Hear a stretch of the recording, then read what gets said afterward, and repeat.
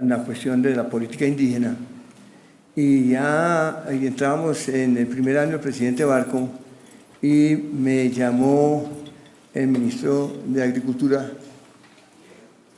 Luis Guillermo Parra, y me preguntó que si yo estaría interesado en ocupar el puesto de Asuntos Indígenas. Naturalmente estaba interesado.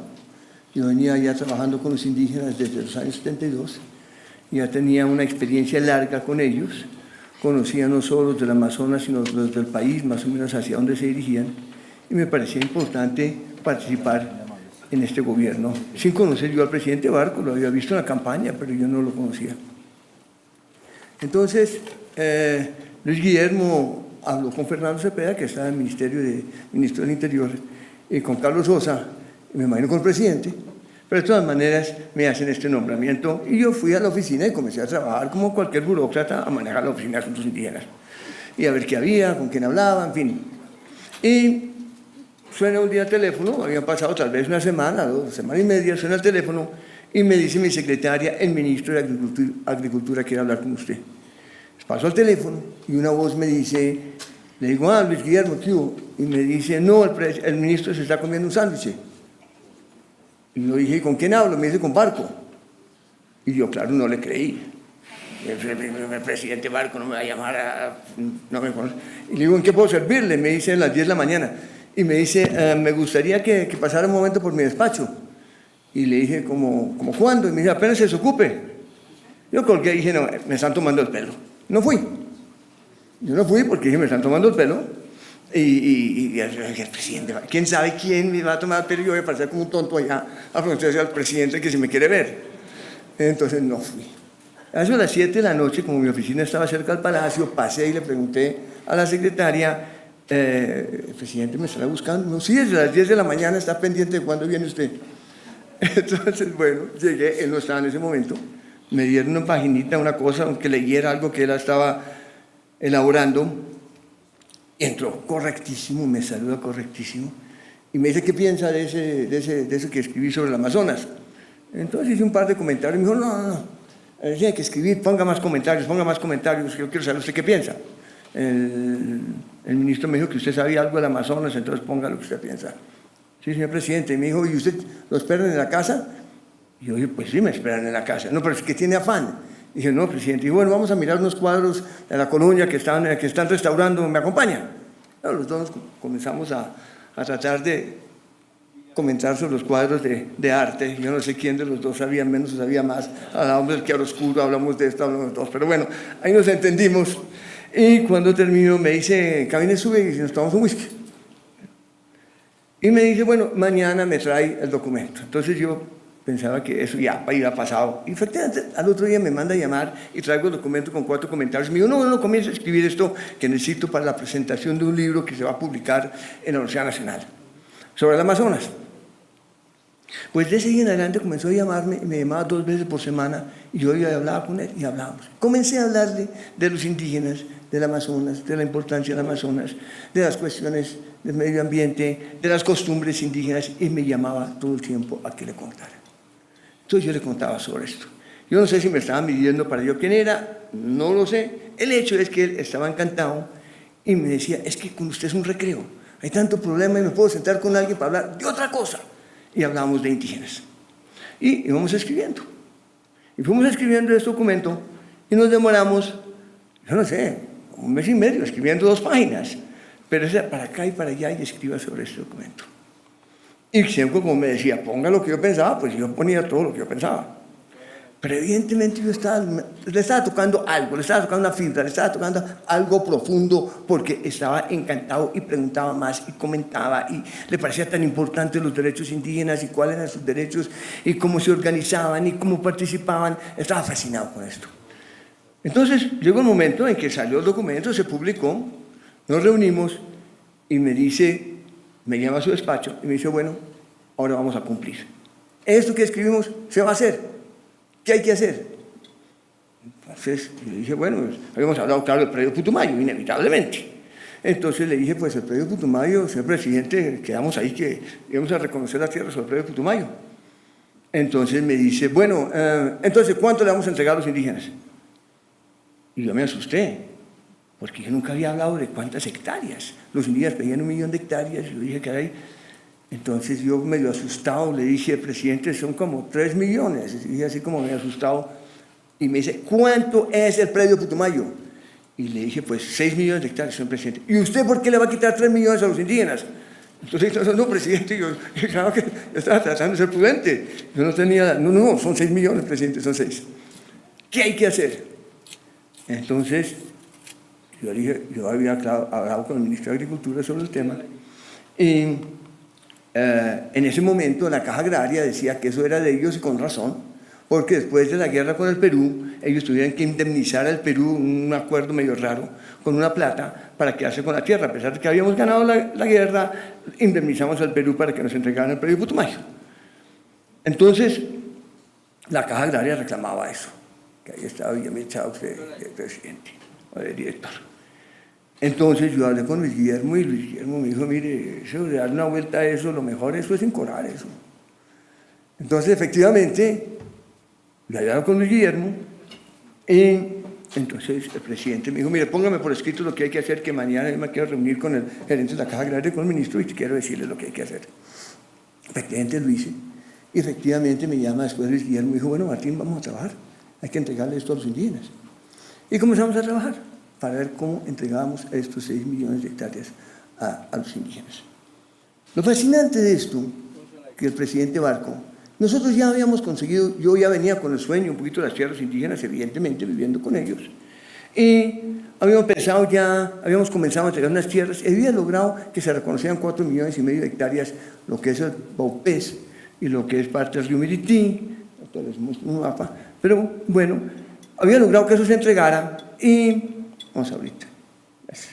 Bueno, y había logrado que eso se entregara, pero cuando se entregó, que se entregó en un momento estaba esos estudios en el INCORA, pero no se movían, y gracias a una carta de apoyo del presidente López se logró mover eso.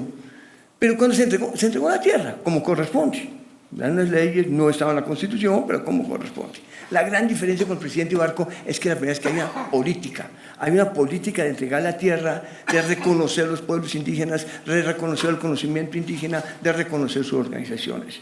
Esto es el gran paso que da, que por primera vez comienza una política amazónica, una política latinoamericana, una política casi mundial sobre pueblos indígenas, el derecho a ser ellos mismos, el derecho a tener su territorio, el derecho a gobernarse a sí mismo, el derecho a ser autónomos, el derecho a un conocimiento, y lo valora, la importancia de un conocimiento que tenemos que mantener, un conocimiento que es importante para la humanidad. Es el primero que lo entiende, el primero que lo ve y el primero que insiste sobre esto.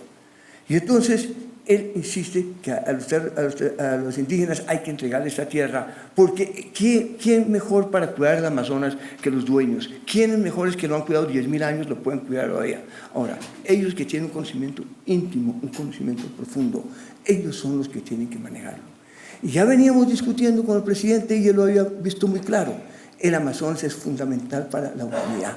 El Amazonas es fundamental para mantener un equilibrio ambiental, que ya hablaba él en sus discursos. Perdemos el Amazonas y el mundo se calienta, perdemos el Amazonas y perdemos el agua en los Andes, perdemos el Amazonas y perdemos la biodiversidad. No podemos perder el Amazonas. Y es el presidente que comienza a hablar lo que en aquel momento dice: tenemos que buscar un desarrollo alternativo. No hablábamos de desarrollo sostenible, sino desarrollo alternativo. Y dice, el desarrollo con los pueblos indígenas tiene que ser de acuerdo, en el Amazonas a las particularidades del Amazonas, a particularidades de los pueblos indígenas. Él la tiene clarísima, la tiene, y no sé si la tiene delante de mí, de las conversaciones que teníamos, pero en verdad iba 2 veces por semana y así fue todo el tiempo. Iba a almorzar con él, iba a hablar al recreo, yo era el bufón del rey, yo lo acompañaba para que se distrajera un poquito de todo esto, pero yo lo veía delante de mí construyendo, lo veía en ese pensamiento, lo veía cómo iba construyendo. De cada reunión a reunión él salía con nuevas ideas, iba construyendo ese pensamiento. Realmente venía de él, del fondo de él, cómo iba armando todas estas ideas, que obviamente algunas eran nuevas. Muchas podían ser nuevas, pero cómo iba construyendo, cómo lo iba viendo con ese pensamiento liberal. Y hacía ese apoyo que le daba a uno como individuo, ese apoyo que le daba como persona a uno, que era enorme. Me acuerdo que cuando cambió 4 veces de ministro, Primero estaba Fernando Cepeda, luego estaba Simón, sí, luego después entró Serpa, después entró Gaviria. Cada vez que llamaba un ministro, me llamaba al despacho y le decía al ministro, le presento aquí a Martín Hildebrand, que dirige los asuntos indígenas en mi gobierno. Y siempre decían lo mismo: sí, señor presidente, no vamos a hacer nada sin consultarlo primero. Dijo: no, usted no me ha entendido. Usted va a hacer lo que él dice, porque yo hago lo que él dice. Porque él ha vivido 15 años con los indígenas y usted no hemos vivido con indígenas. Entonces, si se trata de indígenas, el que sabe es él. Pero era un apoyo así incondicional, brutal. Entonces, a uno le daba mucha fuerza para uno poder crear, imaginar, construir, pero él lo mantenía uno a raya de todas maneras, él sabía hasta dónde iba uno, pero le daba a uno esa libertad. Además, ese fue el reconocimiento del predio Putumayo, los primeros 6 millones de hectáreas. Y luego, un año después, hablamos del Guainía. El Guainía era un poquito más difícil, él dijo que la primera vez había tenido resistencia, de todas maneras en otros 6 millones de hectáreas, y se entrega el Guainía. Efectivamente, no pasó por Lincora tan fácilmente. Él mismo, cuando yo le conté que no pasó, yo había estado fuera del país, él me dice: mire, Martín, vaya y habla con ellos uno por uno. Y si ellos no aceptan, yo voy personalmente a Lincora y lo paso. Pero era un compromiso total con esta idea. Pero además de estas ideas y de lo concreto que fue, que es lo bonito, que es lo importante, que además del análisis, del pensar, del soñar y del construir, fue el actuar, fue el entregar las tierras, fue el creer en los indígenas, que fue una cosa extraordinaria que nadie creía, y hasta el sol de hoy no sé si muchos creen. Fue realmente algo que en esa época no existía, de alguien, y menos un presidente. Fue lo que dijo, como dijo Fernando Cepeda, creo que fue el que dijo, el príncipe Carlos lo elogió en Kew Gardens, hablando de que el mundo iba mal desde el punto de vista ambiental, pero había una luz de esperanza que era Colombia, con el presidente Barco, que estaba defendiendo el Amazonas con los pueblos indígenas y reconociendo el valor de los pueblos indígenas. Pero lo otro que fue muy importante también fue el convenio 169 de la OIT. Y esto fue muy importante porque a mí me pidió que representara al gobierno en esta negociación, que ustedes saben que es tripartita. Y había un buen documento de la OIT, había un buen documento, lo habíamos recibido con anterioridad y lo habíamos discutido también con Ecuador, con Perú, con varios países, y me manda a mí a hablar en esa reunión, a representar al gobierno en 3 semanas en 88 y 3 semanas en 89. Y con el respaldo que tenía el presidente, yo que era bastante lanzado, porque yo pues había vivido tanto con los indígenas, yo era el que más hablaba prácticamente en esa reunión, defendía a los indígenas todo el tiempo. Inclusive bastante solo, porque los indígenas que tenían ahí sus asesores y estaban ahí pero no participaban porque no eran parte tripartita, no estaban de acuerdo ni siquiera entre ellos de qué es lo que querían, y defendiendo a los indígenas. Al punto que hay muchas cartas al presidente, agradeciendo al gobierno colombiano, porque lo que logramos ahí fue avanzar en los 6 primeros puntos, que era más que todo que es un indígena, sobre tierras, sobre territorios, sobre pueblos indígenas, etc.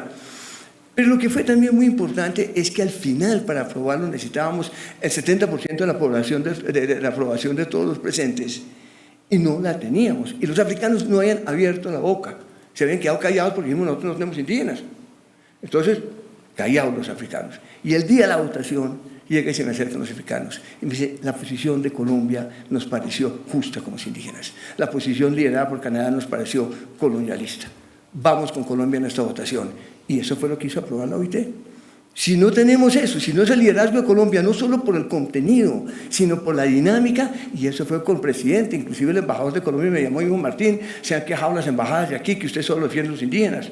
Y yo le dije: sí, pero eso me mandó el presidente. Y él dijo: pero a mí me mandó a defender todos los demás acuerdos. Y dije: no hay problema, señor embajador, vamos al teléfono y le preguntamos. Y el embajador dijo: no, démoslo así. Y pude seguir. Pero sí hubo quejas, hubo presión, pero el apoyo del presidente fue extraordinario, Entonces, así salieron estos grandes resguardos.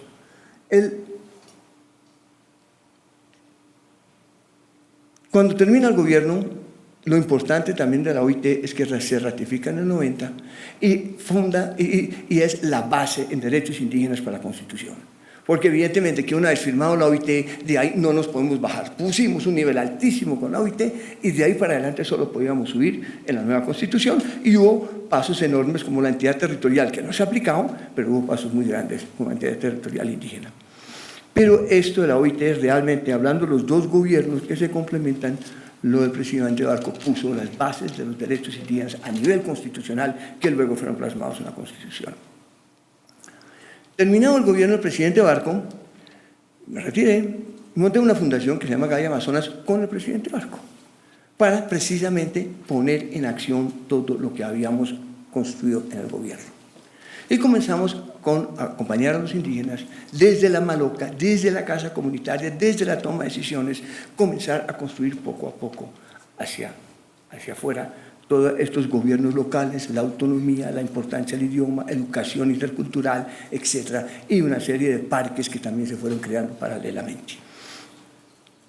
Logramos entonces hasta el año 2000 crear los gobiernos, luego los gobiernos se ampliaron a todo el departamento del Amazonas, luego el departamento del Amazonas pasó a prácticamente todo el Amazonas. Hay gobiernos indígenas hoy en día reconocidos que tienen autonomía, que reciben presupuesto, que manejan su educación y manejan su salud. Esto es único en toda la Amazonía, en toda la cuenca y prácticamente en el mundo. Es una cosa extraordinaria. Y esto nace con el presidente Barco y con la política Barco, si no, no lo hay.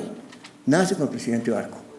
Lo extraordinario de esto es que luego comenzamos a hablar con el Brasil y comenzamos a integrar todo el norte del Brasil en la misma política, que hay un acuerdo ahí, y comenzamos con todo el norte del Brasil. Y hoy en día, con el pleno apoyo, con el pleno interés del presidente Santos, estamos hablando de crear un corredor que va desde los Andes hasta el Atlántico. Voy a brincar una serie de slides que tenía aquí para mostrar, pero los voy a brincar. Aquí quería mostrar rápidamente que es interesante el presidente Barco, y aparece el presidente Santos, por ejemplo, en la entrega al Alfredo Putumayo, ¿no? Con los indígenas, firmando la entrega al Alfredo Putumayo. Este fue el primer gobierno que montamos. Apenas salimos del gobierno con el presidente, ya con el presidente, y aquí siguen aumentando los gobiernos, así siguen aumentando los gobiernos, y en este círculo son espacios de diálogo entre el gobierno y las autoridades indígenas. Luego nos pasamos, estos son todos los territorios, estos tamaños de la Gran Bretaña, estamos en un territorio de 26 millones de hectáreas, que son los indígenas más los parques. Luego pasamos aquí, incluyendo aquí vemos la frontera de Colombia en blanco, a trabajar con el Brasil, y hoy en día estamos hablando. Bueno, estos son los resguardos que también, lo amarillo son territorios indígenas y verdes son parques en toda la cuenca amazónica, pero miremos al rincón y lo de arriba.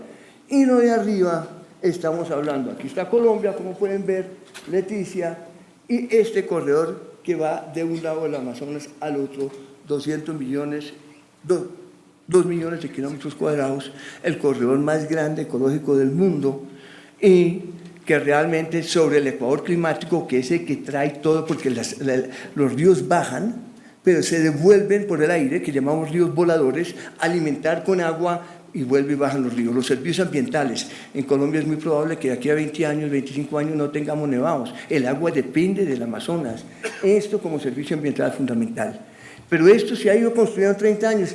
El presidente Barco fue el que comenzó, inspiró a nuestros vecinos en el Brasil, y hoy en día la posibilidad de crear un corredor de estas dimensiones, que fuese una respuesta al cambio climático, un laboratorio para el futuro, mirando respuestas al cambio climático, esto que hoy en día es fundamental para el planeta, y que el príncipe Carlos vuelve a ser el guardián y vuelve a interesarse, como lo hizo en tiempo de los resguardos del presidente, con el presidente Barco. Esto hoy en día, que es una esperanza realmente del mundo, es el espíritu del presidente Barco.